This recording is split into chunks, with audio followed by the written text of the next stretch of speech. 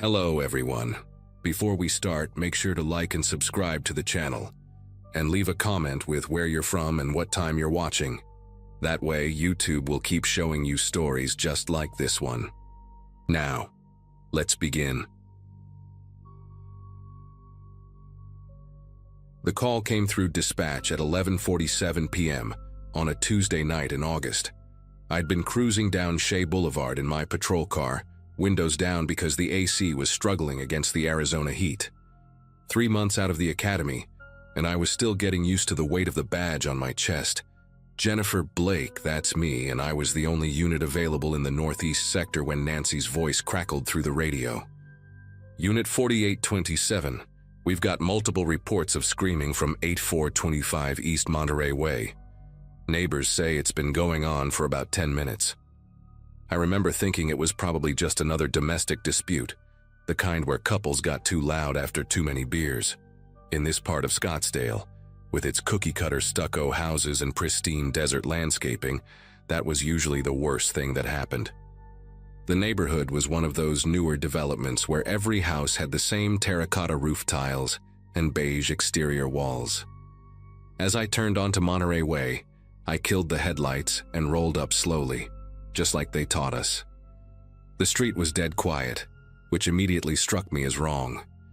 Usually when neighbors call about screaming, you can still hear something when you arrive, arguing, crying, maybe a TV turned up too loud. But here, nothing. Just the distant hum of AC units and the chirping of crickets.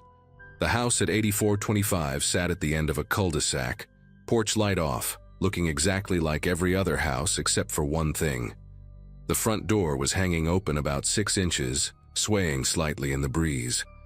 I radioed in my arrival and grabbed my flashlight, that heavy mag light that could double as a weapon if needed. The concrete of the driveway was still radiating heat from the day, and I could feel sweat already forming under my vest. I approached the front door, announcing myself loudly. "Scottsdale Police! Anyone home?" My voice echoed strangely in the quiet night, bouncing off the neighboring houses. No response. I pushed the door open wider with my flashlight and saw the first sign that this wasn't a typical domestic call. The entryway table was overturned, a ceramic vase shattered across the tile floor, and there were dark smears on the wall, maybe blood, maybe something else. The house smelled wrong too, like copper pennies mixed with something chemical I couldn't place. Every instinct told me to wait for backup, but protocol said to check for anyone who might need immediate help. I clicked my radio again. "Dispatch, I've got signs of forced entry and possible struggle at the residence, requesting backup." Nancy's voice came back immediately. "Copy that, 4827. Closest unit is about 12 minutes out." 12 minutes. In a situation like this, that might as well have been an hour. The living room was to my right, and I could see the glow of a television casting shifting blue light across the walls. I swept my flashlight across the hallway first, clear, then moved toward the living room, my free hand resting on my service weapon. That's when I saw them. The whole family was there, a man, a woman, and 2 kids, maybe 8 and 10 years old. They were all on the floor, hands zip-tied behind their backs, duct tape across their mouths. The woman's eyes went wide when she saw me, and she started making these desperate muffled sounds, shaking her head violently. At first I thought she was just scared, traumatized by whatever had happened. But then I realized she wasn't looking at me.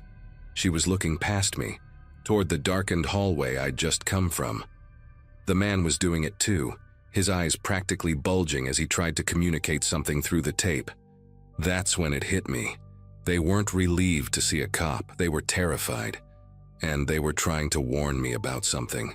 The hairs on the back of my neck stood up as I slowly turned around, flashlight beam cutting through the darkness. The hallway was empty, but now I noticed things I'd missed before. There were more of those dark smears on the walls, and the family photos that lined the hallway were askew, like someone had brushed against them while moving through. I could hear my own breathing, loud and ragged in the silence. I drew my weapon, keeping it pointed down but ready. "Police, if anyone's in this house, make yourself known now." My voice cracked on the last word, betraying my fear. Behind me, the family's muffled sounds grew more frantic. The little girl was crying, tears streaming down her face, and her brother had scooted himself behind the couch, trying to hide. These weren't people who'd just been robbed. They were people who knew their attackers were still here, waiting. I had to make a choice. Every second I spent frozen in that living room was another second the perpetrators had to position themselves, maybe even escape. But I couldn't leave this family tied up and helpless either. I holstered my weapon momentarily and knelt beside the woman, pulling out my knife to cut the zip ties. "How many?" I whispered as I worked on her restraints. "How many are in the house?" As soon as I freed her hands, she ripped the tape off her mouth, gasping. "Two," she choked out, her voice hoarse. "Two men. They said they weren't done yet. Said they were waiting for—" A floorboard creaked somewhere above us. We all heard it. The woman grabbed my arm with both hands, her nails digging into my skin. "They're upstairs," she breathed. "In my daughter's room. They were looking for something, tearing everything apart. Please, please don't let them." Another creak, this one closer to the stairs. I clicked my radio as quietly as I could. "Dispatch, I need that backup now. 2 suspects still in the house. Family is secure, but—" The lights went out. Complete darkness. The kind where you can't see your hand in front of your face. The TV had shut off too, which meant they'd killed the power at the breaker. My flashlight was the only source of light now, creating harsh shadows that danced across the walls. The woman's grip on my arm tightened to the point of pain. "Get your family out," I hissed at her. "Out the front door now. Run to a neighbor's house and don't stop." She hesitated for maybe half a second before scrambling to free her husband and kids. I could hear them fumbling in the dark, the children whimpering as I positioned myself between them and the staircase. My flashlight beam swept back and forth, trying to cover too much space at once. Every shadow could hide a person. Every corner could conceal a threat. The family stumbled past me toward the front door, and I heard it slam open against the wall. Good. At least they were out. Then I heard it. Footsteps on the stairs. Not trying to be quiet anymore.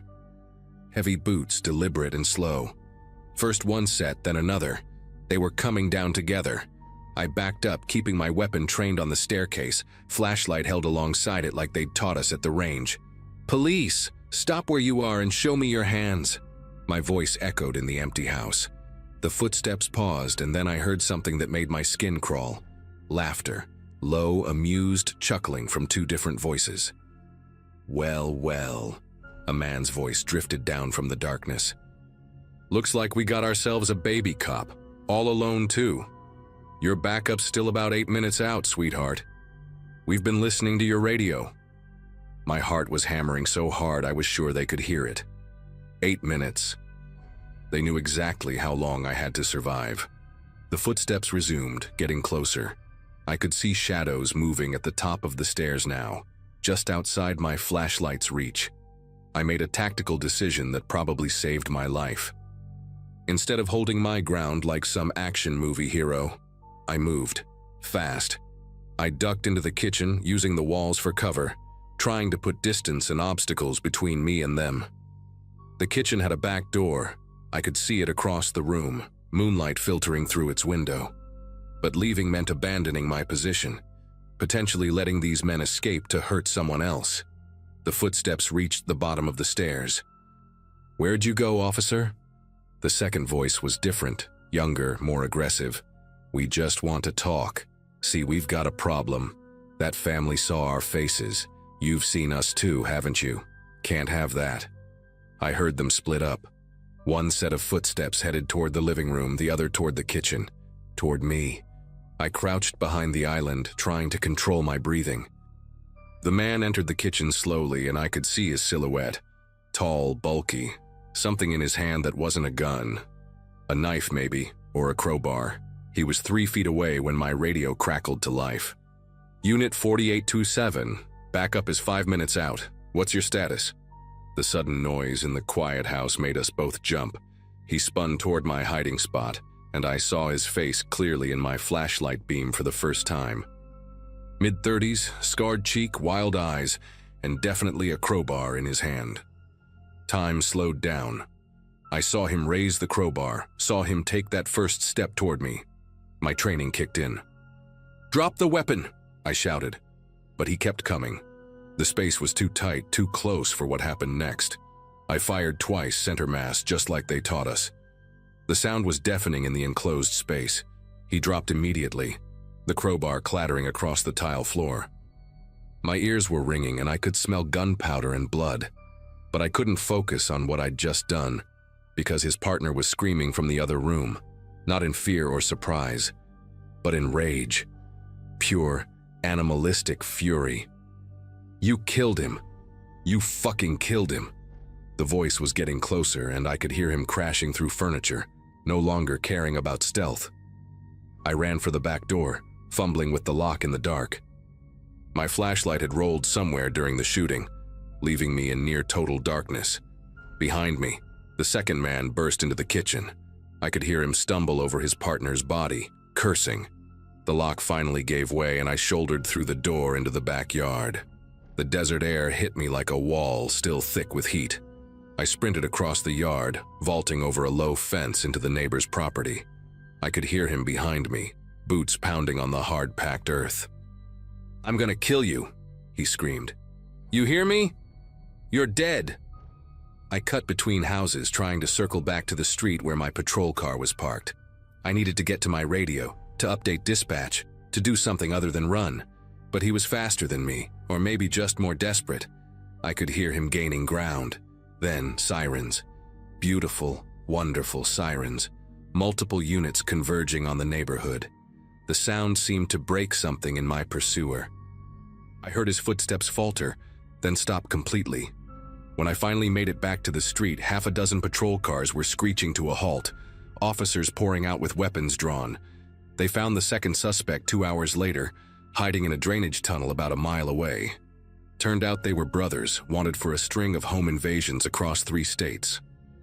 They'd been looking for a specific family, something about an old drug debt the father had tried to leave behind when he moved to Arizona.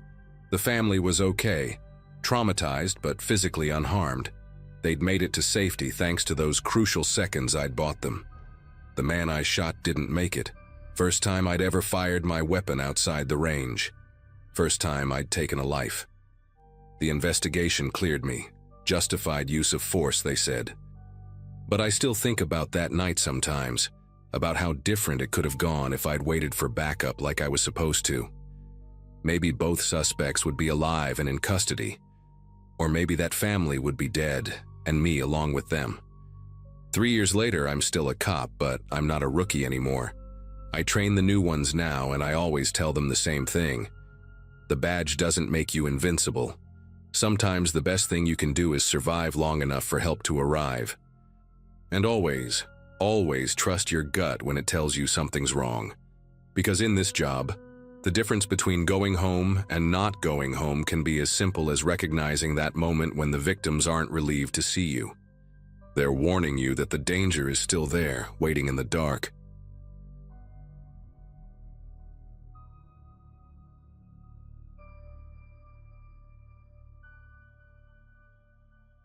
The night shift at dispatch was usually quiet in our small Colorado town, especially during those cold February nights in 2018.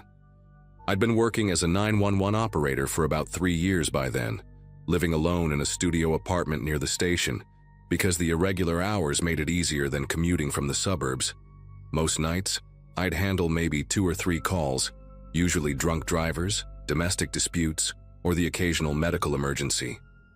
Nothing that really stuck with you after clocking out. I was 28, still figuring out if this career was what I wanted long term. But the pay was decent, and I felt like I was actually helping people. That particular night started like any other.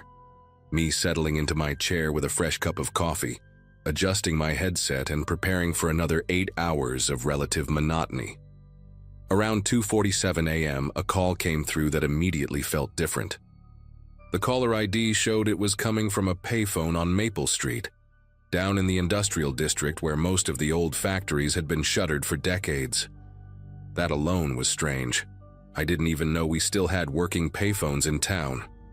The voice on the other end was an elderly man, probably in his 70s or 80s, and he was breathing hard, almost wheezing between words. "Please, please help me," he gasped, and I could hear genuine terror in his voice. "I'm at 1847 Industrial Way, apartment 3B. Someone's trying to break in. They've been pounding on my door for 20 minutes. I think they're going to get through." His voice cracked on that last part, and I could hear what sounded like heavy banging in the background, rhythmic and relentless. I immediately dispatched 2 units to the address while keeping the man on the line, following protocol. "Sir, I need you to stay calm. Officers are on their way." "What's your name?" There was a pause filled only with that awful banging sound and his labored breathing. "Harold. Harold Brennan," he finally managed. "They won't stop. Oh God, they won't stop knocking." The way he said knocking sent chills through me. It was like he was describing something far worse than just someone at his door. I tried to keep him talking, asking about exits, if he had somewhere safe to hide, but his responses were becoming more fragmented. "The walls, they're moving with each knock, like breathing. Can't you hear it through the phone?" I couldn't, but I assured him help was almost there. The connection was terrible, crackling with static that seemed to pulse in rhythm with the banging he described. Officers Mitchell and Vasquez radioed in that they were approaching the building. It was one of those old converted factory complexes, turned into low-income housing back in the 90s. Most of the units were vacant now, the whole area practically abandoned after the recession hit. I relayed this to Harold, telling him they were just minutes away, but he'd gone quiet except for his ragged breathing. Then suddenly he spoke again, his voice different somehow. Calmer but infinitely more disturbing. "They're inside now," he whispered. "They're inside, but I can't see them. The air tastes like copper pennies, just like before, when Mom died." "Do you taste it too?" I was trying to make sense of his words when the line went completely dead. Not just disconnected, but dead in a way that left my ears ringing with silence. Mitchell's voice crackled through the radio about 5 minutes later. "Dispatch, we're at apartment 3B, doors locked, no response to our knocks, no sounds of disturbance." I told them about the call, the panic in Harold's voice, the claim that someone had broken in. They decided to force entry for a welfare check. I heard the splintering of wood through their radio, then silence for what felt like forever, but was probably only 30 seconds. When Mitchell came back on, his voice was strained, professional, but clearly shaken. "We need the coroner out here. Elderly male, deceased. Been dead a while from the looks of it." My stomach lurched. "How long?" I asked, though I wasn't sure I wanted to know. There was a pause before Vasquez took over the radio. "Body's in full rigor, room temperature. We're looking at least 24 hours, maybe more." The rest of my shift blurred together as detectives arrived at the scene and I had to replay the call for investigation purposes. But the real nightmare began when Detective Brooks called me into the station the next evening. He had that look cops get when something doesn't add up and they don't like it. "We need to talk about that payphone," he said, sliding a folder across his desk. Inside were photos of the phone booth on Maple Street, rusted, graffiti-covered, with wires hanging loose from where they'd been cut. "This phone hasn't been operational since 2014. Phone company confirmed it. No power, no connection, nothing." I stared at the photos, my mind refusing to process what he was saying. "But I got a call. I have the recording. The caller ID showed that number." Brooks nodded slowly. "We know. We heard the recording. Crystal clear, which is another problem. That model of payphone, even when it worked, had terrible audio quality. Your recording sounds like it came from a modern phone." Things got worse when Brooks pulled up the surveillance footage. The city had installed cameras at that intersection 2 years ago after a series of break-ins. The timestamp showed 2:47 a.m., the exact time I received the call. The payphone booth was clearly visible, illuminated by a flickering streetlight. Nobody was there. Not a soul approached that booth for the entire hour before and after the call. We watched it 3 times. Brooks even slowed it down frame by frame. The booth remained empty, its broken door hanging open, the receiver dangling from its severed cord like a hanged man. This has to be some kind of technical glitch, I insisted, but even I could hear how desperate I sounded. Brooks wasn't done. He pulled out another file, this one thicker. Harold Brennan's phone records, he said. His landline in the apartment. Want to guess the last call he made? It was to 911, of course, but here's where my skin really started to crawl. Harold had called emergency services at 11:23 p.m. the night before he died, roughly 27 hours before I received his call from the payphone. Brooks played that recording for me, and I immediately recognized the voice, though it was calmer, more coherent. This is Harold Brennan at 1847 Industrial Way, apartment 3B. I'm having chest pains and difficulty breathing. I think I'm having another heart attack. The dispatcher on duty that night had sent an ambulance, but Harold had called back 5 minutes later to cancel it, saying he felt better and just needed to rest. That was his last contact with anyone. The coroner determined he'd died of a massive cardiac event sometime between midnight and 2 a.m. When I did the math, my mouth went dry. He'd been dead for at least 24 hours when I got that impossible call from the broken payphone. Brooks let me process this information while he pulled up more files on his computer. We interviewed the neighbors, what few are left in that building. The unit below Harold's has been empty for 6 months. The one next door is occupied by a woman named Gladys Turner. She's 73, nearly deaf, but she remembered something interesting. He showed me the interview transcript. Gladys had told officers that she'd heard banging from Harold's apartment 2 nights ago, the night he died. She'd assumed he was hanging pictures or moving furniture, though she'd thought it was odd given the late hour. The banging had gone on for about 20 minutes, then stopped abruptly. The timeline matched up with Harold's first 911 call. So he was having a heart attack, possibly stumbling around, hitting the walls, I said, trying to rationalize it. Brooks gave me a look that said he wasn't buying it either. Maybe, but that doesn't explain your call, does it? The technical team had been over our system 3 times. There was no hack, no spoofing, no rational explanation for how that call had come through. The recording was authentic, time-stamped, logged in our system like any other call.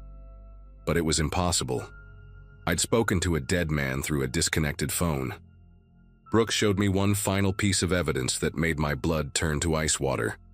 They'd gone through Harold's apartment thoroughly, documenting everything. On his kitchen table, they'd found a notepad where he apparently wrote reminders to himself. The last entry, in shaky handwriting, was dated the night he died. Called 911, canceled ambulance. Better to go quietly. Strange dreams lately. Mom's voice. She says the phone will ring when it's time. I stared at those words until they blurred. Brooks closed the file. We're ruling it as a technical anomaly. No crime was committed. Harold died of natural causes. But between you and me? He leaned forward. I've been a cop for 20 years, and this is the thing that's going to keep me up at night.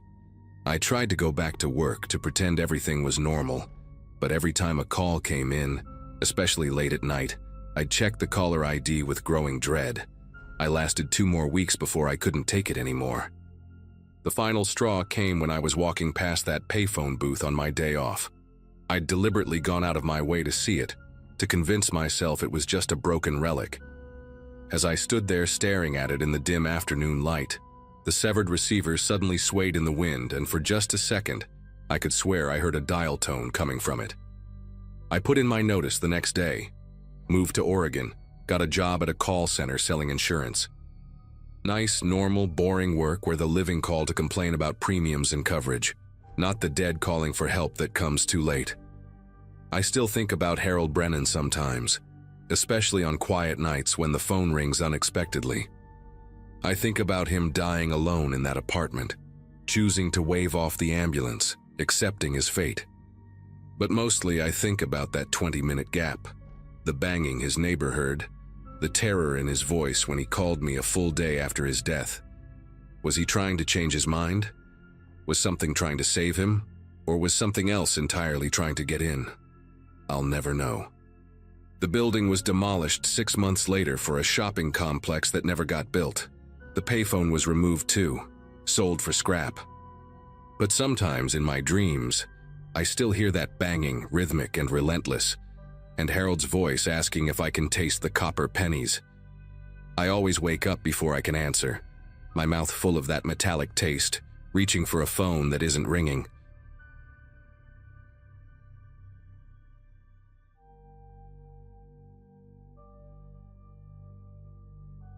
Officer Thompson here. 6 years on the force patrolling the suburban beats in Washington state. I've handled plenty of domestic calls during my time, usually shouting matches that settle down once we arrive, or someone who's had too much to drink and needs to cool off elsewhere for the night. But this particular call from last September, a Thursday evening around 7:30 p.m., still haunts me. I was partnered with Officer Davis that shift, seasoned cop with 12 years under his belt, the kind of backup any officer wants in a tough situation. We had just finished our patrol route through the Maple Heights neighborhood when dispatch crackled through our radio with what appeared to be a standard domestic disturbance call on Elm Street. The address was 1247 Elm Street, a quiet residential area where the biggest problems were usually noise complaints or minor traffic violations. The house appeared completely normal when we pulled up. White picket fence, well-maintained lawn, flower beds that someone clearly took pride in. Not a single light was on in the front windows, which struck me as odd for 7:30 in the evening. Most families would be settling in for dinner or watching TV by then. Davis parked our patrol car directly in front of the house, and we both sat there for a moment, taking in the scene. The silence was unsettling. No raised voices, no sounds of conflict, nothing that would indicate the domestic dispute that had prompted the call. Even the neighboring houses seemed unusually quiet, as if the entire street was holding its breath. Davis and I exchanged glances, both of us feeling that familiar tension that comes when a call doesn't match what we expected to find. As we approached the front door, I noticed small details that made my pulse quicken. The screen door was slightly ajar, hanging at an angle that suggested it had been pushed open hastily. There were scuff marks on the white painted steps, fresh ones that hadn't been weathered by rain or time. A single red rose from the flower bed lay crushed on the walkway, its petals scattered like tiny drops of blood. Davis pointed to the front window. The curtain was pulled back just enough for someone to peek out, but it snapped shut the moment we started walking toward the porch. The air around the house felt heavy, charged with an energy that made the hair on my arms stand up. Every instinct I'd developed over 6 years of police work was screaming that something was very wrong here, despite the peaceful facade. When we reached the front door, Davis knocked with his standard 3 firm raps. "Police officers, we received a call about a disturbance at this address," he called out in his professional tone. The response came immediately, too immediately, as if someone had been waiting right by the door. "Just a minute," came a woman's voice, high-pitched and strained. But then we heard something that made us both tense up. A low, rumbling male voice saying something we couldn't quite make out, followed by the sound of footsteps moving quickly across what sounded like hardwood floors. The woman's voice came again, but this time it was different, still trying to sound normal, but with an edge of panic that she was clearly fighting to control. "Everything's fine out here, officers. Just give me 1 second to unlock the door." The door opened to reveal a woman in her early 30s with shoulder-length brown hair and kind eyes that were doing their best to appear calm. She was wearing a long-sleeved burgundy sweater despite the warm September evening, and I immediately noticed how she positioned herself to block our view into the house. "Hi, officers. I'm so sorry about the confusion. I think there might have been some kind of mistake with the call." Her smile was forced, the kind of expression someone puts on when they're trying desperately to convince others that everything is normal. But her left hand was gripping the door frame so tightly that her knuckles had gone white, and there was a slight tremor in her voice that she couldn't quite hide. Behind her, the house was eerily quiet. No TV sounds, no normal household noises, just an oppressive silence that seemed to press against us from the darkened hallway. Davis stepped forward slightly, his voice gentle but authoritative. "Ma'am, I'm Officer Davis and this is Officer Thompson. We're just here to check on everyone's welfare. May we come in and speak with you for a moment?" The woman's eyes darted quickly behind her, then back to us. and I caught something that made my stomach tighten. For just a split second, I saw raw fear flash across her face before she forced that fake smile back into place. "Oh, that's really not necessary. Like I said, everything's perfectly fine here. My husband and I were just having a quiet evening at home." But as she spoke, I noticed she kept glancing at something or someone behind her, and her free hand was unconsciously touching her throat in a way that suggested she was trying to hide something. The air coming from inside the house carried a strange tension, like the moments before a thunderstorm breaks. That's when I saw him, a tall figure standing in the shadows of the hallway, just barely visible from where we stood on the porch. The man was completely still, positioned in a way that he could see us but remain mostly hidden from view. What made my pulse race was the deliberate way he was standing there, like a predator watching from the darkness. The woman, later we learned her name was Christine, suddenly stepped back slightly, and I caught a glimpse of bruising on her wrist that she'd been trying to conceal with her sleeve. "Actually, officers," she said, her voice becoming even more strained, "my husband would prefer if we could handle this privately.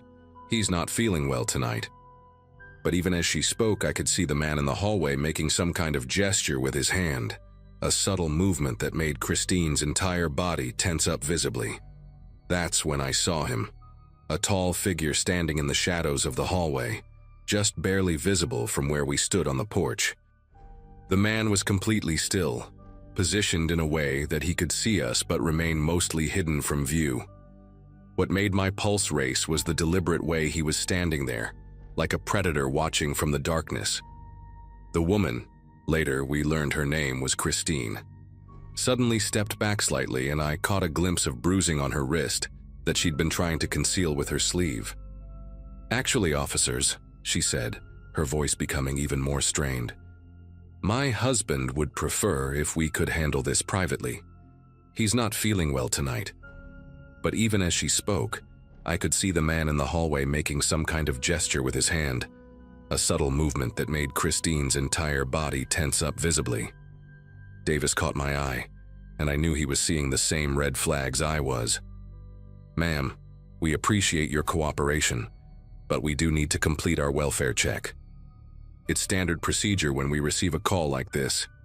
As he spoke, I positioned myself so I could keep a better eye on the figure in the hallway, and what I saw next made my training kick into high gear. The man was slowly reaching towards something at his waist, not in an aggressive way, but in a way that was clearly meant to be a threat that only Christine could see. She saw it too because her breathing became shallow and rapid, and she started blinking more frequently, as if she was trying to send us some kind of message. "Please," she whispered, so quietly I almost didn't hear it. He's right behind me." The way she said it, barely moving her lips, told me everything I needed to know about how dangerous this situation had become. Davis immediately shifted into crisis mode, his voice becoming calm but commanding. "Sir, could you please step into the light where we can see you? We're just here to make sure everyone's safe." The man in the hallway didn't move for several long seconds, and during that time, Christine's fear was so palpable I could practically feel it radiating from her. Then slowly he stepped forward into the dim light coming from the porch. He was about 45 years old, heavily built with cold gray eyes that seemed to calculate every movement we made. His name was Kevin, and he had the kind of presence that fills a room with menace without him having to say a word. "Officers," he said in a voice that was artificially friendly, "I'm not sure why you're here, but as my wife already told you, we're having a quiet evening. No problems here." But as he spoke, he placed his hand on Christine's shoulder in what might have appeared to be a loving gesture, except I could see his fingers digging into her flesh hard enough to make her wince. Davis immediately shifted into crisis mode, his voice becoming calm but commanding. "Sir, could you please step into the light where we can see you? We're just here to make sure everyone's safe." The man in the hallway didn't move for several long seconds, and during that time, Christine's fear was so palpable, I could practically feel it radiating from her. Then, slowly, he stepped forward into the dim light coming from the porch. He was about 45 years old, heavily built with cold gray eyes that seemed to calculate every movement we made. His name was Kevin, and he had the kind of presence that fills a room with menace without him having to say a word. "Officers," he said in a voice that was artificially friendly. "I'm not sure why you're here, but as my wife already told you, we're having a quiet evening. No problems here." But as he spoke, he placed his hand on Christine's shoulder in what might have appeared to be a loving gesture, except I could see his fingers digging into her flesh hard enough to make her wince. The most chilling part was how he maintained eye contact with us while simultaneously communicating threats to Christine through his grip and body language. Every few seconds, he would shift his weight or adjust his hand position, and each time he did, Christine would flinch almost imperceptibly. It was like watching a master manipulator at work, someone who had perfected the art of intimidation to such a degree that he could terrorize his victim right in front of law enforcement without appearing to do anything wrong. Davis and I both knew we were dealing with someone extremely dangerous, someone who had likely done this before and had gotten away with it. The air around us felt electric with tension, and I could sense that we were walking a razor's edge between diffusing the situation and triggering an explosion of violence that could end tragically for everyone involved. That's when Davis made a brilliant tactical decision that probably saved Christine's life. "Ma'am," he said directly to Christine, "I'd like to speak with you privately for just a moment. Standard procedure requires us to interview all parties separately."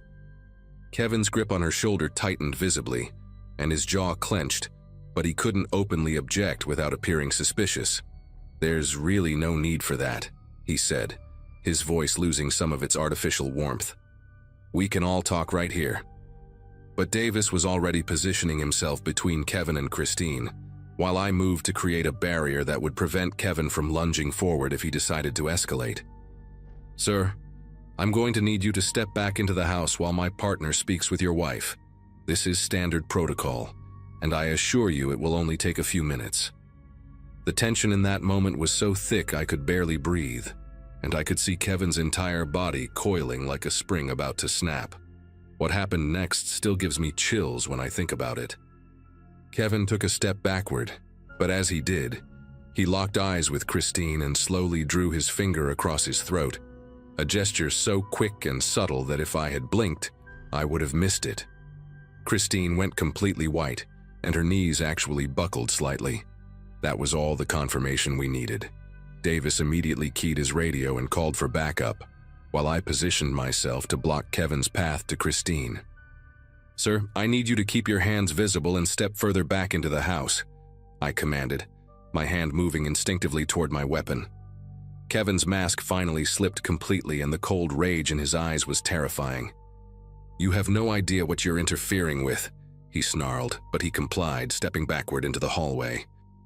Within minutes, backup arrived, and we were able to safely extract Christine from the house and arrest Kevin on charges of domestic violence, intimidation, and possession of an illegal firearm that we found during the search.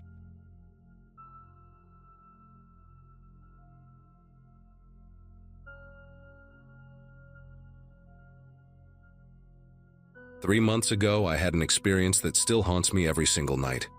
Officer Jake Martinez here, Austin PD, 7 years on the force. Most of my shifts are pretty standard. Domestic disputes, traffic violations, the occasional drunk and disorderly. But that Friday night in March was different. Everything about it felt wrong from the moment I clocked in.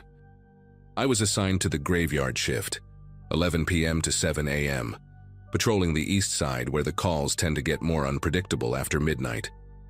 The night air was crisp, around 68 degrees, and the streets were unusually quiet for a weekend. I remember thinking how peaceful everything seemed, how the usual chaos of downtown Austin had settled into an eerie calm. The call came in at 2:47 a.m. I remember the exact time because I was just finishing up paperwork from a routine traffic stop when dispatch crackled through my radio with a priority code. "Unit 47, we have a distressed individual reporting a possible kidnapping in progress. Location moving eastbound on Highway 183. The dispatcher's voice had that edge to it that made my chest tighten. I'd heard that tone before. Usually meant someone was in real trouble. I flipped on my lights and sirens, adrenaline already starting to pump through my system. As I sped toward the coordinates, I tried to imagine what I might be walking into. Kidnapping calls were rare in our district, maybe 2 or 3 a year, and they usually turned out to be custody disputes or misunderstandings. But something about this one felt different even before I arrived. When I pulled up to the gas station on East Riverside, I spotted him immediately. The rideshare driver was pacing frantically near the pumps, a thin guy in his 40s with graying hair and thick-rimmed glasses that kept sliding down his nose. His name was Carlos Mendez, and he drove for one of those app-based services to make ends meet while going to community college.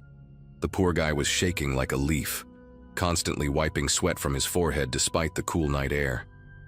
His car, a beat-up silver sedan with ride-share stickers on the windows, was parked at an odd angle with the driver's door still hanging open.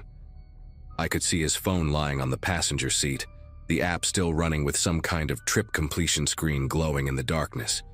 The moment he saw my patrol car, he rushed toward me with this desperate look in his eyes, like he'd been waiting for salvation. Carlos started talking before I even got out of my vehicle, his words tumbling over each other in a mix of English and Spanish. "Officer, please, you have to help me find him. The man with the gun. He made me follow that car for hours. I thought he was going to kill me. I swear to God, I thought I was going to die tonight." His voice was hoarse, probably from screaming or crying, and he kept glancing around like he expected someone to jump out from behind the gas pumps. I guided him to sit on the curb and pulled out my notepad, trying to calm him down enough to get a coherent statement. That's when he told me the most disturbing part of his story. About an hour earlier, he'd picked up what seemed like a normal fare from a downtown hotel. The passenger was a woman in her 30s, well-dressed, carrying a small purse and acting completely normal when she got in his car. But instead of giving him a destination, she'd pulled out a black handgun and ordered him to follow a dark blue SUV that was parked across the street. Carlos described how the woman had pressed the gun against the back of his seat, her voice calm and almost polite as she gave him directions. She wasn't screaming or acting crazy like you'd expect, he told me, his voice dropping to a whisper. She was so quiet, so controlled, that made it even more terrifying. For over an hour, she'd forced him to tail the SUV through various neighborhoods, staying exactly 3 car lengths behind. They'd driven through residential areas, past closed shopping centers, and along dark stretches of highway where the streetlights were few and far between.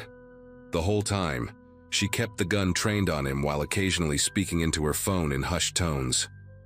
He couldn't make out what she was saying, but he noticed she had this strange accent, maybe European, and she kept checking her watch like she was timing something. The most chilling detail was how she'd tapped the barrel of the gun against his headrest whenever he got too close to the SUV or fell too far behind. The chase had ended abruptly when the SUV pulled into an abandoned strip mall parking lot near the airport. Carlos watched in his rearview mirror as the woman suddenly got out without saying a word, walked about 50 feet away, and simply vanished into the darkness between 2 buildings. He'd waited for what felt like an eternity, too scared to move, before finally driving to the gas station and calling 911. When he finished his story, I noticed his rideshare app was still tracking the trip, showing an active fare that had been running for over 2 hours. The pickup location was indeed the downtown hotel he'd mentioned, but the destination showed as unknown, with GPS coordinates that kept shifting. I immediately called for backup and requested that all available units start searching for the dark blue SUV. Something about Carlos's story rang true, in a way that made my gut twist with dread. The level of detail, the specific way he described the woman's behavior, the fact that he'd driven straight to a public place and called police, none of it suggested he was lying or confused. Within 20 minutes, Officer Lisa Chen radioed in that she'd found the SUV. It was parked behind a 24-hour diner, about 3 miles from where the woman had disappeared, engine still warm but completely empty.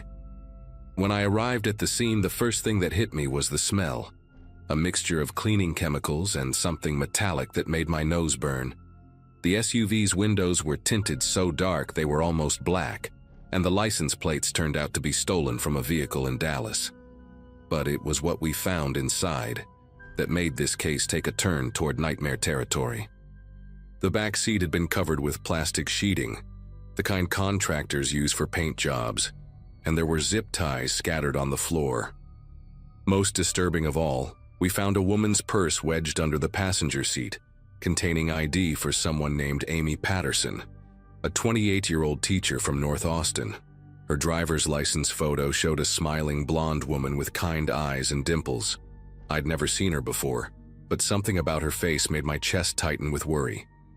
Detective Frank Morrison arrived about an hour later, and that's when everything started connecting in the worst possible way. He took one look at Amy Patterson's ID, and his face went white as a sheet. "Martinez, we've been looking for this woman for 3 days," he said, his voice barely above a whisper. "She was reported missing by her roommate on Monday night. Last anyone heard from her, she was leaving work at the elementary school where she taught 3rd grade."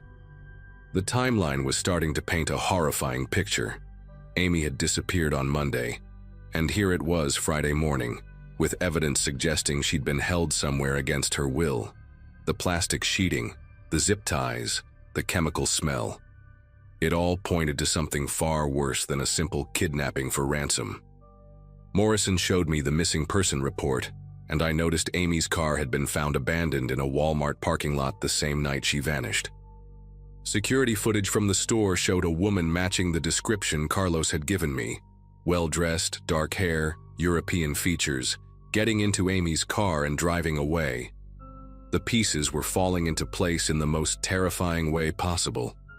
Morrison explained that they'd been tracking this woman for weeks, connecting her to at least 2 other disappearances in the metro area. Her method was always the same. She'd target young professional women, somehow gain access to their vehicles, and then they'd simply vanish without a trace. The other victims were Rebecca Foster, a 26-year-old nurse, and Diana Walsh, a 31-year-old marketing executive.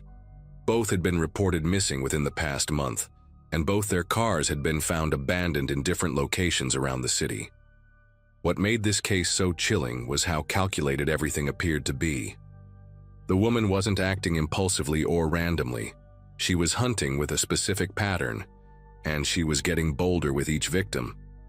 The fact that she'd forced Carlos to follow the SUV suggested she was moving Amy to a new location, possibly because her previous hiding spot had been compromised somehow. As dawn approached, we coordinated with the FBI's local task force that specialized in serial abductions. Agent Patricia Reeves arrived with a team of analysts who immediately began processing the evidence from both vehicles. What they discovered in the SUV's trunk made my skin crawl.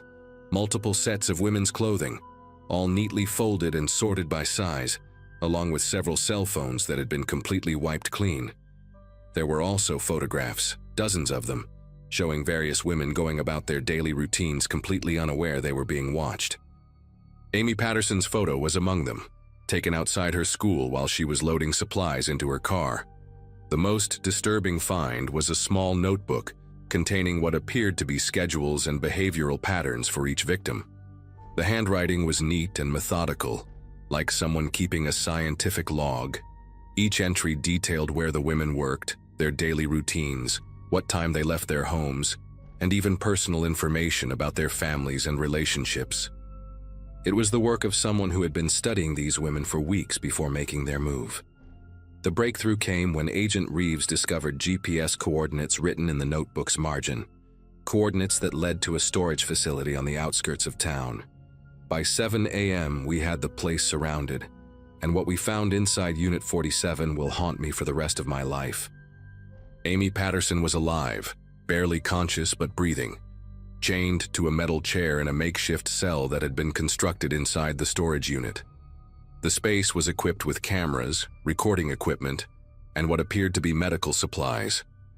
Amy was severely dehydrated and had multiple injuries, but she was coherent enough to confirm that her captor was indeed the woman Carlos had described. The other 2 victims, Rebecca and Diana, weren't as fortunate. We found evidence suggesting they had been held in the same location but moved elsewhere weeks earlier.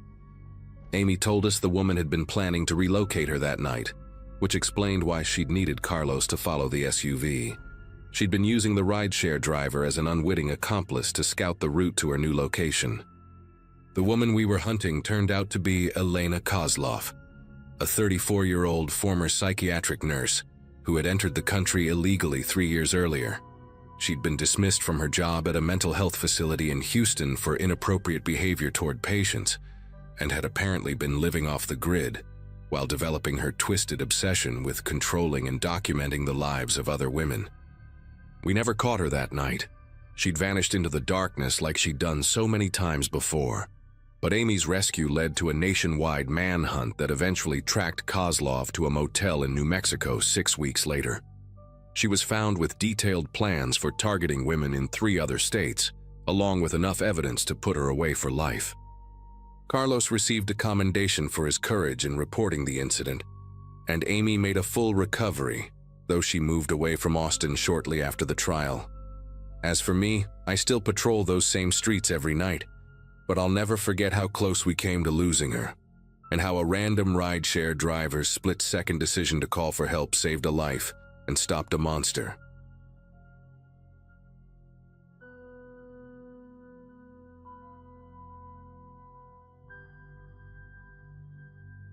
I'm a police officer in a small town outside of Pittsburgh. Been on the force for about 7 years now. Most of our calls are pretty routine. Drunk and disorderly, domestic disputes, the occasional break-in. But what happened last Wednesday evening still keeps me up at night, and I can't stop thinking about it.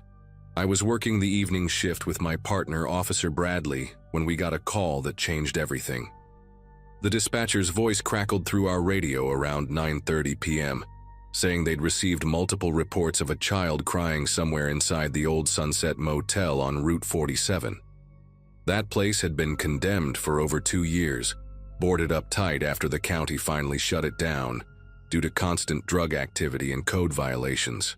The building was a complete eyesore, peeling paint, broken windows covered with plywood, and a parking lot full of weeds growing through cracked asphalt.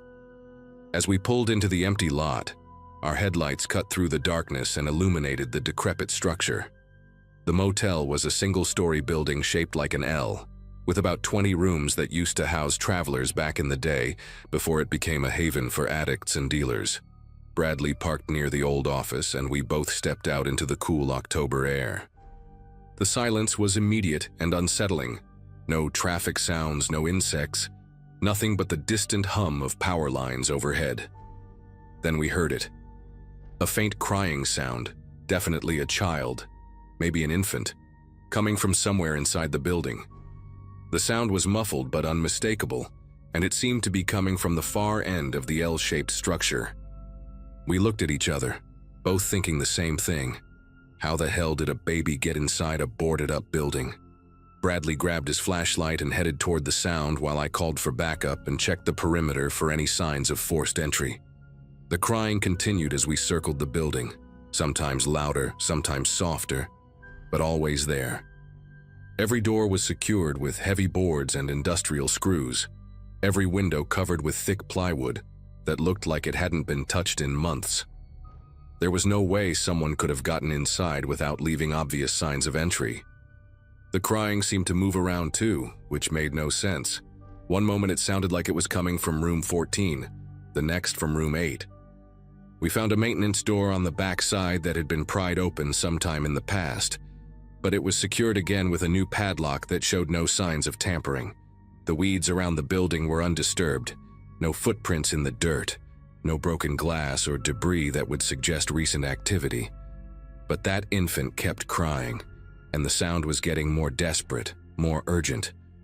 Bradley managed to find a loose board on one of the windows near where the crying seemed strongest. Room 12, according to the faded numbers still visible on the door. He pried it back just enough for us to squeeze through, and we climbed into the abandoned room with our flashlights cutting through the darkness.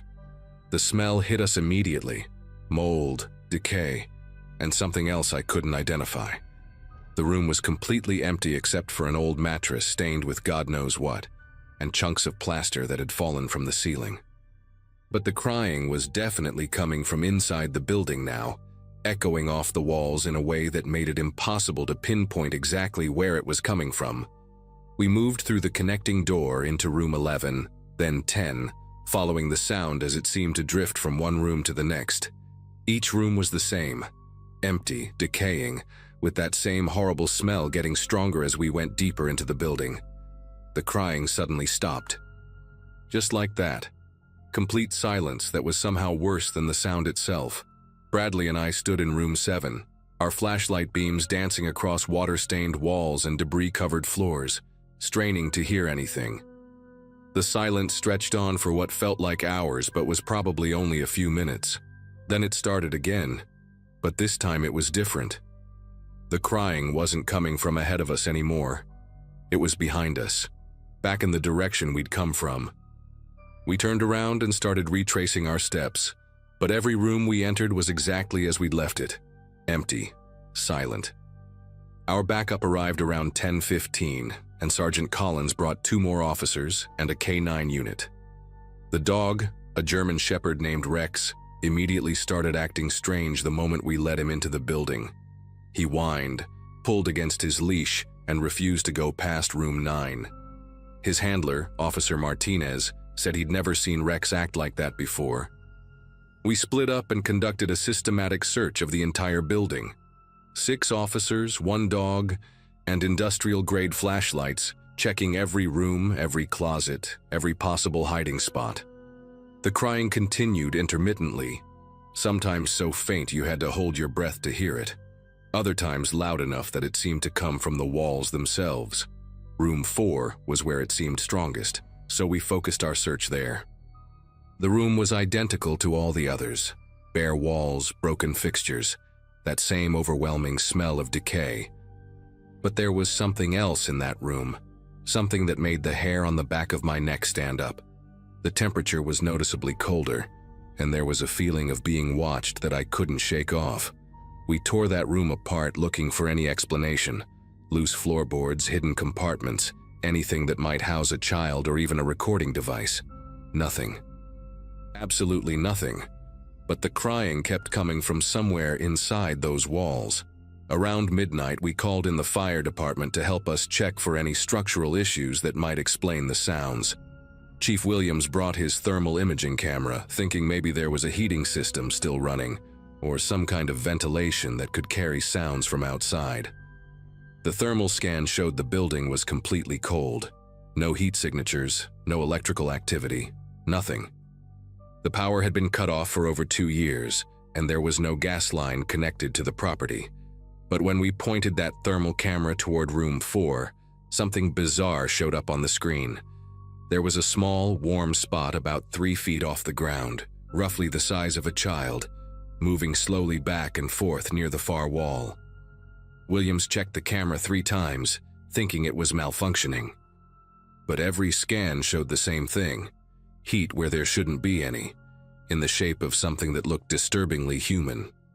We stared at that wall for 20 minutes, and the crying continued, sometimes in perfect sync with the movement of that warm spot on the screen.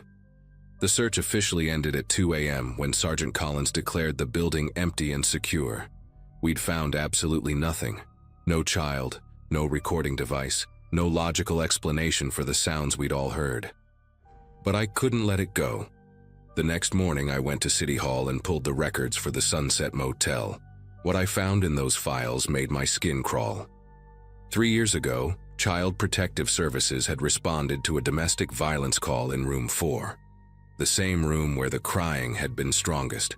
A young mother named Crystal had been beaten unconscious by her boyfriend, and they'd found a 6-month-old baby girl in the room, malnourished and showing signs of severe neglect. The infant, named Hope, had been removed from the home and placed in emergency foster care.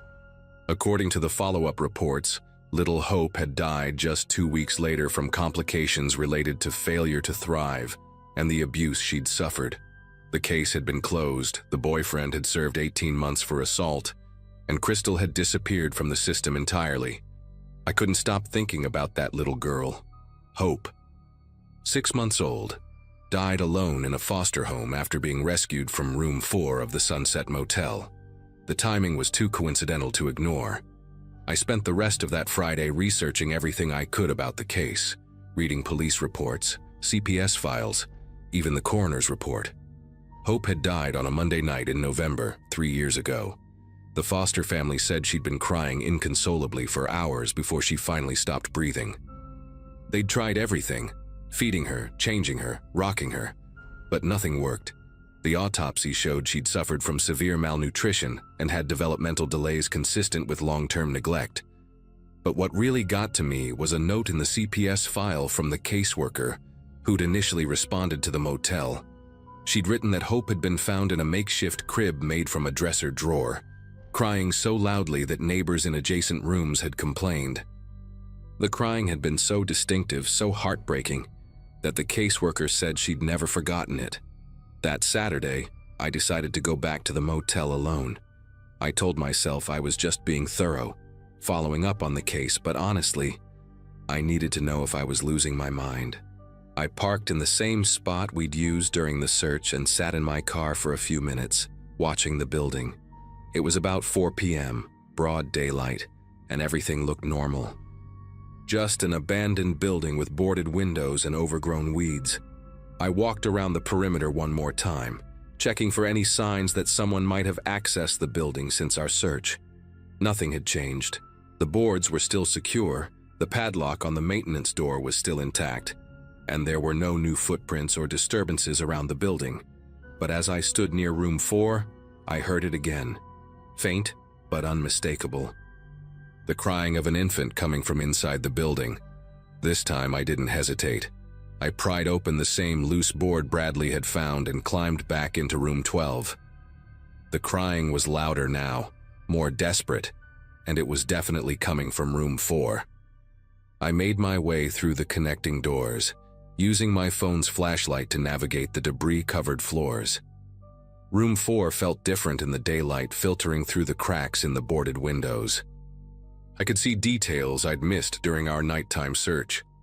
Water stains on the walls that looked almost like fingerprints, scratch marks on the floor near where a bed would have been, and in the corner, a small indentation in the wall about 3 feet off the ground, roughly the size of a dresser drawer. The crying was coming from that exact spot, so clear and heartbreaking that I actually found myself looking around for a baby to comfort. I knelt down and placed my hand on the wall where the indentation was, and the crying stopped immediately. The silence was deafening, but there was something else now, a feeling of peace, of relief, that I can't really explain. I stayed there for almost an hour, just sitting in that empty room, and the crying never started again. I've been back to the motel twice since then, and it's been completely silent both times. No crying, no strange sounds, nothing. Last week, I heard through the grapevine that the city council finally approved the demolition permit for the building. They're tearing it down next month to make room for a new shopping center. I don't know if what I experienced was real or just my mind playing tricks on me, but I like to think that little Hope somehow found her way back to the only place she'd ever known as home. Maybe she was looking for her mother, or maybe she was just scared and alone and needed someone to acknowledge that she'd existed. I'll never know for sure, but I sleep better at night knowing that the crying has stopped. Sometimes I drive by the motel on my way home from work, and I say a little prayer for Hope. She deserved so much better than what life gave her, and I hope wherever she is now, she's finally at peace.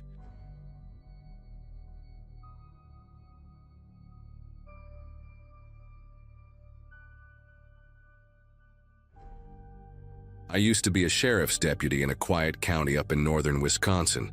The kind of place where you know half the people by name and the rest by their pickup trucks. Back then, I worked nights mostly, patrolling the back roads and doing wellness checks on older residents who still used landlines. It wasn't an exciting job, and that was the point. I'd transferred from Milwaukee a couple years earlier to get away from the noise, both literal and otherwise. That night in particular was meant to be slow. I had a thermos of gas station coffee in the console, classic rock playing low on the radio, and I was going to park by Lake Mayfield to wait out the shift. That plan didn't last long. Around 9:15 p.m., dispatch came through with a report of a missing teenager near Red Hollow Campground. A girl named Kayla Monroe, 17, had been camping with her boyfriend and a few other kids from a nearby town. According to the call, she'd stormed off after an argument earlier that evening, and nobody had seen her since. Her boyfriend waited almost 2 hours before calling it in. My partner that night was Deputy Eli Granger, a guy originally from Kentucky with a heavy drawl and a calm temperament that didn't crack under pressure. We met up at the ranger station near the trailhead, went over the basics, and grabbed flashlights before heading in. The campground itself was small, 10 or so sites arranged in a loop, mostly empty on a weeknight. There was a fire still going in one of the pits, and a couple of the teens were sitting around it, pale and anxious. The boyfriend, a wiry kid named Seth with a busted lip and red hoodie, claimed Kayla had just wanted to cool off, but it had been 3 hours. No phone, no flashlight, and she'd gone barefoot. The air had that dense chill it gets after sunset out there, and walking off into the trees without shoes didn't make sense unless something was really wrong. Eli and I split up at first, staying within shouting distance, calling her name and scanning the dark edges of the woods with our beams. Nothing, just the crunch of our boots on dried pine needles and the occasional flicker of a raccoon's eyes reflecting in the dark. We kept moving deeper, maybe a quarter mile from the campground, when I heard it for the first time. What sounded like a girl crying.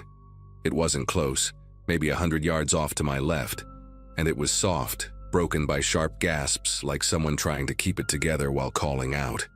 I stopped and shouted her name, but the sound cut off instantly, like someone had hit mute. Eli caught up to me, said he'd heard the same thing from a different direction just before I did. We exchanged a look. He didn't say anything, but the way his jaw tightened told me we were both thinking the same thing. Either we were dealing with a scared kid running in circles, or someone wanted us to think that. We kept pushing forward, but now with more caution. The woods were getting denser, branches closing in overhead, and the kind of silence that doesn't feel natural had started to settle around us. Not quiet, just intentional.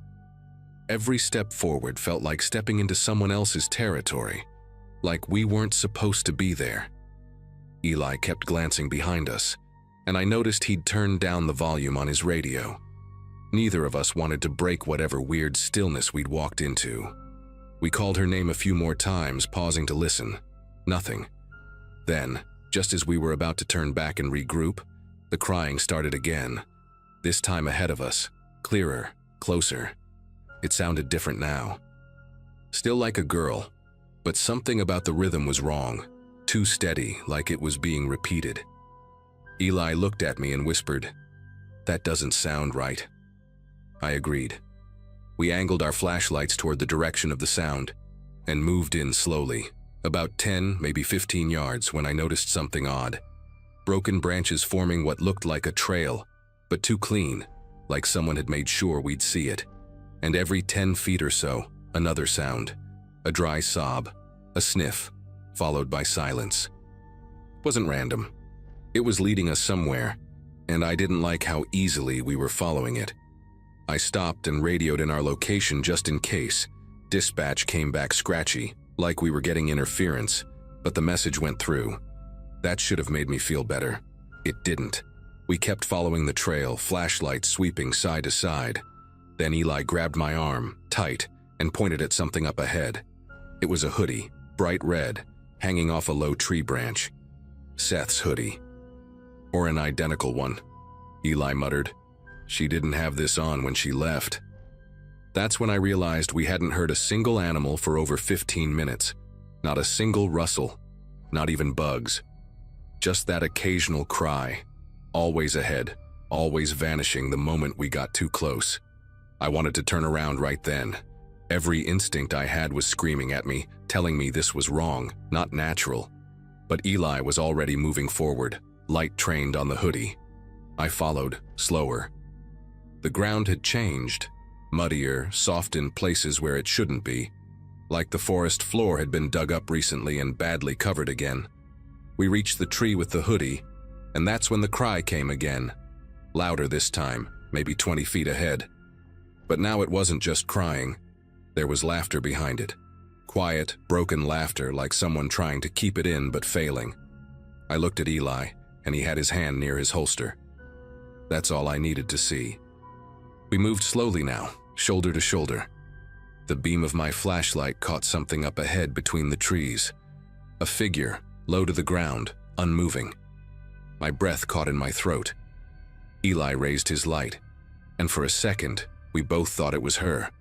Long brown hair, head tilted down, knees drawn up like she was hugging herself. "Kayla?" Eli called out, voice calm but firm. No answer, not even a flinch. We stepped closer and my foot hit something hard in the dirt. Another shoe. This one looked old, mud-caked, torn, not something a teenager would wear. Eli crouched to get a better look at the figure, and that's when it stood up. It didn't bolt, it didn't scream. It just stood, slow and mechanical. And it wasn't her. It was taller, the face half hidden by the long hair, and the mouth, God, the mouth, was twisted in a wide, unnatural grin like it had been carved into the skin, not moving, just stretched. We both stepped back at the same time, and Eli barked something, either a warning or a command, I'm not sure. The thing tilted its head like it was listening, then turned and vanished into the trees in 2 strides. Just gone. No snapping branches, no crunching leaves, just silence again. We didn't chase it, not even for a second. Instead, we turned around and booked it back toward the campground, retracing our steps as fast as we could without completely losing our footing.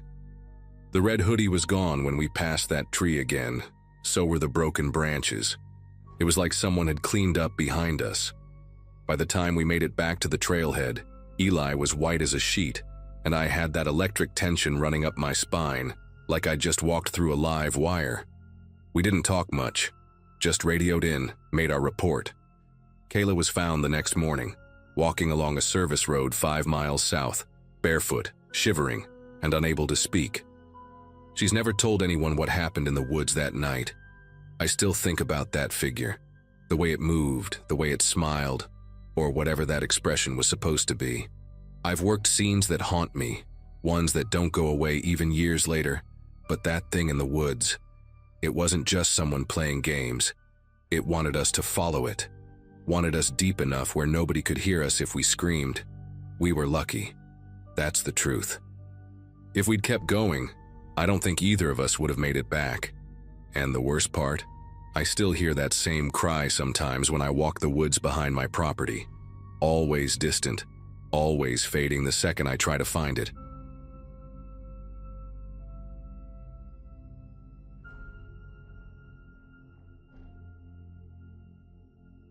I'd only been in Atlanta for about 7 months when all of this happened. I was 23, had just left community college in Savannah, and landed a job as a hostess at a well-known Southern grill downtown.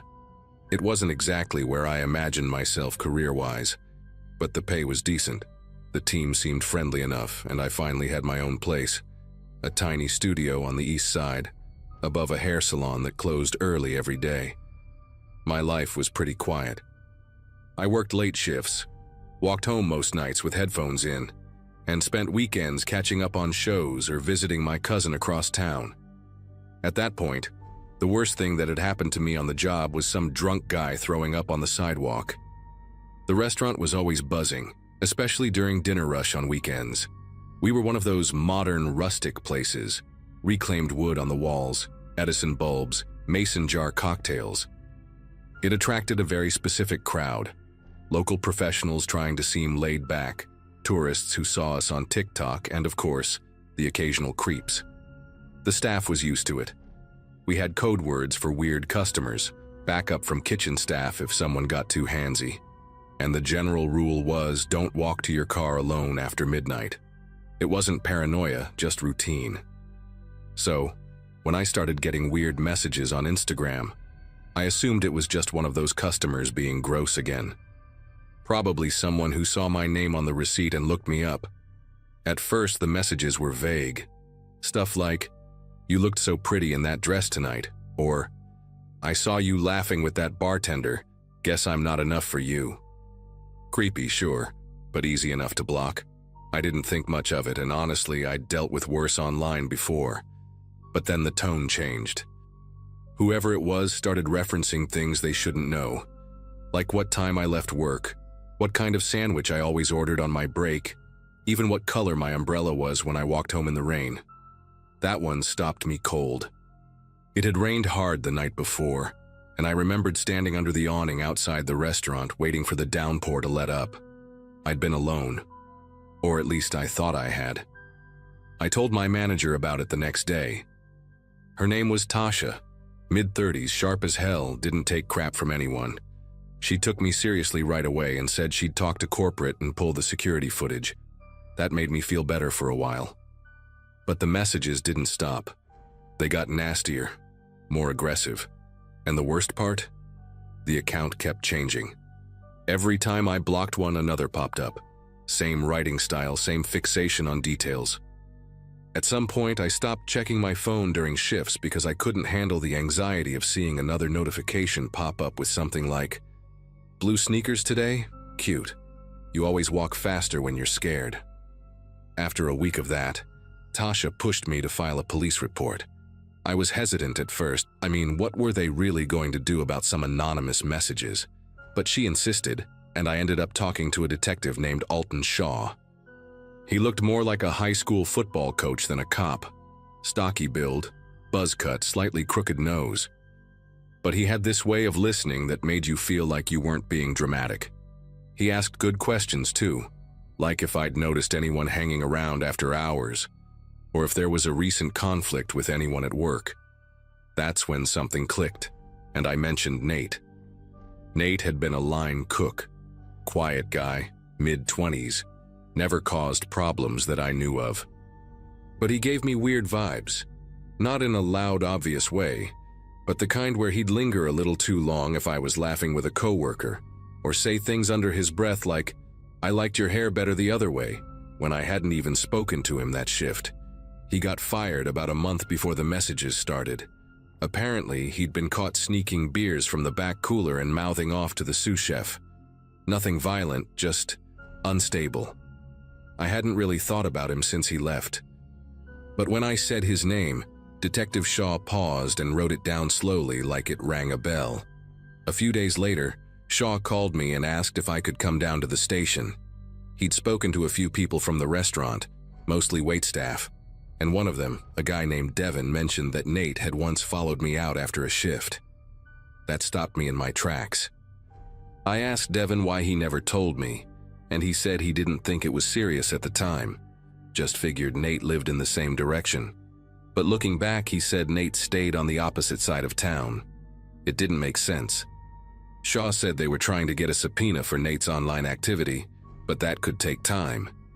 Meanwhile, I should change my routine, stay with someone if I could. I nodded along but didn't tell him I lived alone.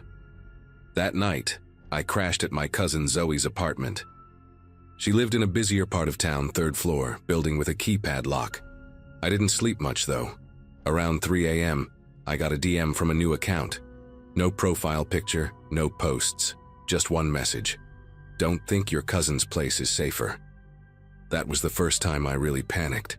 My chest got tight and my mouth went dry. I walked to the window, half expecting to see someone standing outside on the sidewalk. Nothing. Just streetlights, parked cars, the occasional blur of a late-night jogger. But I knew then, whoever it was, they weren't guessing anymore. They were watching. The next morning, I called Detective Shaw from Zoe's bathroom, whispering like the walls could hear me. He didn't say much at first, just told me to hang tight and not go anywhere alone. Then he added something that made my stomach drop in a different way. They'd pulled a recent incident report from a diner across town, where Nate had apparently been arrested 2 weeks earlier for loitering and refusing to leave a female employee alone. He'd listed no fixed address. Shaw said he might be sleeping in his car or couch hopping, which made tracking him down tricky. But then he said they were putting in for a protective order and would send a patrol car to swing by my place that night. It helped a little, just knowing someone would be nearby. That same evening, while I was still at Zoe's, Tasha texted me a photo. It was grainy, pulled from our security camera, It showed someone standing across the street from the restaurant's back exit, just out of the reach of the parking lot lights. You could barely make out the shape, but the posture felt familiar. I zoomed in and my stomach clenched. Baggy hoodie, hands in pockets, tilted head, like he was just waiting. Tasha said she only found it after checking the cameras going back a few nights. It wasn't from that day. It was from 2 weeks ago. 2 nights later, I went back to my apartment just to grab some stuff. Shaw had told me to call him before going back, so he arranged for an officer to meet me there. His name was Officer Lang, and he was friendly but kept one hand near his radio the whole time. We didn't see anything unusual, and I rushed through packing a duffel bag. But when I stepped into my tiny kitchen, I noticed something that made my scalp prickle. My dish towel was on the floor. I always hung it on the oven handle, always. Lang checked the windows, the door, everything was locked. No sign of forced entry, but I knew that towel hadn't just fallen. Not with the way it was folded in half like someone had picked it up and dropped it. I left without another word. A week later, they found Nate sleeping in an abandoned sedan 3 blocks from my job. Inside the car, they discovered a spiral notebook filled with what Shaw later described as disturbingly organized notes. My schedule, Zoe's address, even a sketch of my apartment layout. The messages stopped after that. No trial, just a psych hold and eventually charges. I've moved since then. New number, new place, new job. But I still catch myself looking over my shoulder on late shifts. I guess I don't fully believe it's over. Not really.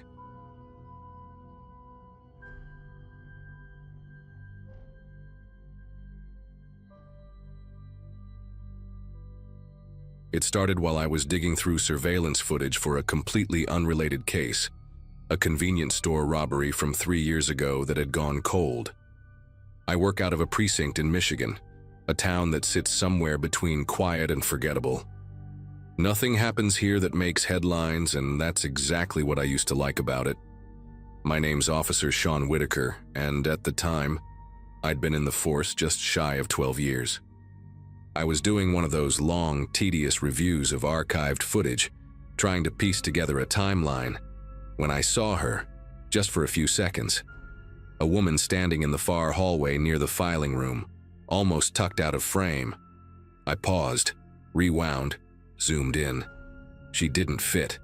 Not in that space. Not with the timestamp. At first I chalked it up to a civilian who'd wandered in, maybe dropped off some documents, maybe a witness. Happens now and then. But what caught my attention was how she just stood there, staring toward the door that leads to our oldest storage files. She wasn't moving, not talking to anyone, just waiting. Dark jacket, long brown hair, expression unreadable, almost blurred like the camera couldn't quite focus on her face. The odd thing was there was no log of any civilian visitor that day. We have to keep a log, even for people dropping off a report. I asked Janet at the front desk if she remembered anyone like that, but she just gave me a look and shook her head. Said there hadn't been any walk-ins that entire week. That should have been it, but I don't let go of things that easily. I went back through more footage. Same month, same hallway, different angle. And damn if she wasn't there again. This time, she was near the exit by the side lot, standing so still, she looked like a cutout pasted onto the video. No one else noticed her. None of the officers passing by seemed to interact with her. I paused the footage right there and called over Malcolm, one of the detectives who'd been on the force even longer than me. He stared at the screen for a long moment, then said something I'll never forget. She looks familiar. He couldn't place it though, and neither could I. That night I couldn't shake the feeling that I'd seen her before too. Not in the way people look familiar because they resemble someone. This was deeper, like a face I'd passed in a hallway without realizing it. So I started pulling older tapes, not just from that year, but from years prior, cases long since filed away. I wasn't even sure what I was looking for anymore. Obsession might be a strong word, but that's what it became, because she kept showing up, always in the same 2 places, just outside the filing room or near an exit, never interacting, never acknowledged, like she wasn't supposed to be there but somehow always was. The further back I went, the more she appeared. Not in every tape, but often enough that it stopped being coincidence. One from the spring of 2015 showed her standing just past the old vending machines, barely lit by the flicker of a hallway bulb. Another from the winter of 2013 had her near the evidence room, her face partially obscured by shadow, but unmistakably her. Same posture, same clothes, same dead gaze. I printed stills from each clip and pinned them to a corkboard in my office, hoping to find some variation, something that proved this wasn't what it was starting to feel like. But she never aged. Her hair, her clothes, her face, they never changed. Over nearly a decade's worth of footage, she stayed the same. Eventually, I started digging into case files. If the cameras caught her, maybe the paperwork did too. I ran a facial match through our system, came up with nothing, no priors, no witness logs. But when I started pulling up older cases stored in physical form, ones that hadn't been digitized yet, I began to find her name. Not always the same name, but always attached to her face. Unidentified woman seen near scene. Possible bystander did not respond to questioning. No contact info not listed in report. She was in background statements, scribbled down like an afterthought. And every time it was in cases where something inexplicably stalled, where suspects walked, evidence went missing, leads dried up overnight. The kind of cases that made veteran officers shrug and say, just one of those things. I brought it up during a shift meeting, just casually, like I wasn't already 10 steps down the rabbit hole. I asked if anyone remembered a woman matching her description ever hanging around the station. Got a couple chuckles. One guy said, "What, you got a secret admirer?" But no one recognized her, not a single soul. Not even the older guys who'd worked cases with her in the margins. I tried showing the stills. Some looked confused, some curious. One or two looked uncomfortable, but none had a name for her. One of the newer recruits, Riley, asked me quietly afterward if I was pulling a prank. I told him I wasn't. He stopped talking to me much after that. The only person who didn't dismiss it right away was Captain Brenner. He took the stills from me without saying much, and said he'd look into it. I figured that meant he was just humoring me. But 2 days later, he called me into his office and shut the door behind me. He held up one of the photos, the one where she was near the back hallway during a power outage from years ago, and said, "Where did you find this?" I explained everything. He didn't say a word until I finished. Then he pulled a drawer open and showed me a report I'd never seen, dated over 15 years ago. A different precinct, but same layout, same hallway. And there she was, caught in the background of a grainy still. "We had a guy just like you back then," he said. He went digging too. That last conversation with Captain Brenner stuck with me. I asked what happened to the officer from the other precinct, the one who went digging. He hesitated, then just said, he quit. Said he couldn't sleep anymore. I pressed for more, but Brenner wouldn't budge. He kept the file and told me to let it be. I didn't. That night I stayed after hours and started watching more footage. Everything from the last 6 months, even the stuff that had already been reviewed. And I noticed something I hadn't picked up before. She wasn't just near exits or filing cabinets. She was always facing the door to Archive B, the room where we store case files that were never closed. That room doesn't get much foot traffic. It's basically a graveyard for forgotten work. And she never blinked in those videos. Not once. It messed with my head. I stopped eating right, stopped going home on time. My wife said I looked pale, that I jumped every time the phone rang. I started locking the filing room every night, double-checking the security codes even though no one else seemed to care. One night, I went to the station around midnight. Told myself I was going to prove she wasn't real, that it was just corrupted footage or someone playing a long prank. I pulled the tape from that evening's hallway cam and skipped forward. At 11:52 p.m., she appeared again, standing directly in front of Archive B. But this time, her head turned slowly toward the camera. Her face was still, expressionless. And then she took a single step forward. The feed cut out for 6 seconds. When it came back, she was gone. I went to check the physical hallway, heart pounding like I'd just sprinted across the lot. Nothing.